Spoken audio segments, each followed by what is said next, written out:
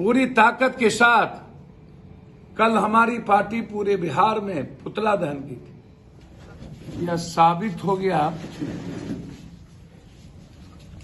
कि हिंदुस्तान में न सिर्फ गुलामी की ओर हिंदुस्तान बढ़ रही है,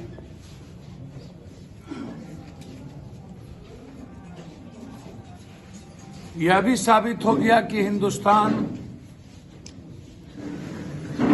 एक नए जमींदारों के हाथ में गिरवी रखी जा रही है। और ये नए जमींदार हैं नरेंद्र मोदी के धनपशु और पूंजीपति।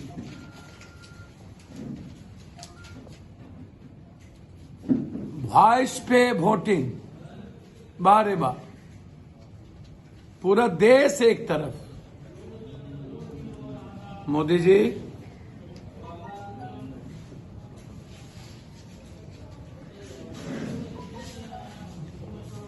आपसे दुनिया जानना चाहती है कि 71 साल के बाद जुमलेबाजी क्यों? लेकिन इसका ये मतलब नहीं है कि आप पूरे देश को हिटलर की तरह चलाएं। मोदी जी, हिटलर को हिम्मत था तो उसने सुसाइड किया। आप तो इतने कायर और कमजोर आदमी हैं कि आप हिंदुस्तान को आत्महत्या करने पर मजबूर कर दें। गोली मारने की या खुद को मार लेने की हिम्मत भी किसी ताकतवर लोगों में होती। आप हिंदुस्तान को खत्म करने पर क्यों उतारे? यह सवाल हिंदुस्तान जानना चाहता है। कोरोना वायरस के बीच में आपने 5 बिल लाए।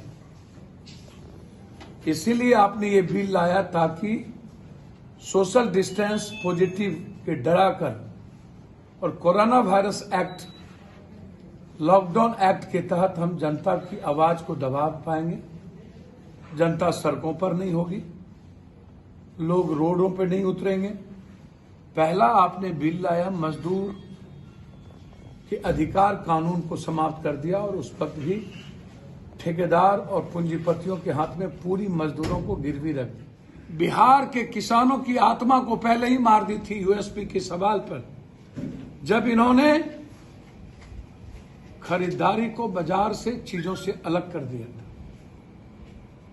5,000 सवा 5,000 करोड़ की म्यूजियम बनी, विधानसभा बने,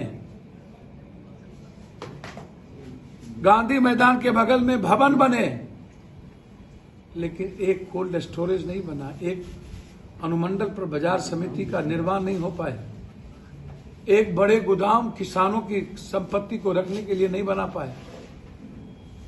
नरेंद्र मोदी जी डबल इंजन की सरकार क्या ये तय कर चुकी है कि हिंदुस्तान के किसानों की जमीन पूंजीपतियों के हाथ बिना किसी रोक टोक के पहुंचा देना है।